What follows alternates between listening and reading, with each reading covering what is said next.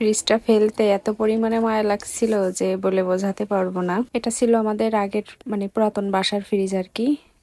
ভালো আছে, নষ্ট হয়নি এখনো। ভালো থাকা সত্ত্বেও ফেলে দিতে হচ্ছে, তার কারণ আমরা যে বাসা কিনছি সেই বাসায় একটা ফ্রিজ আছে আর কি, বাসায় ছিল, এজন্য এটা ফেলে দিতে হচ্ছে। ফেলার আগে খুবই খারাপ লাগছিল যে এমন একটা ভালো ফ্রিজ, এটা না যদি আমাদের দেশে হতো তাহলে কাউকে না কাউকে দিলে অবশ্যই সে নিত বা কত খুশি হতো। এখানে কাউকে তো দেওয়াই যাবে না বা কেউ নিবেও না, বরং আর ওটা ফেলতে হবে টাকা দিয়ে। ঠিক আছে, কি একটা আজব সিস্টেম। যাই হোক, কিছু আর করার নেই, যে দেশে যে নিয়ম সেটা তো ফলো করতেই হবে।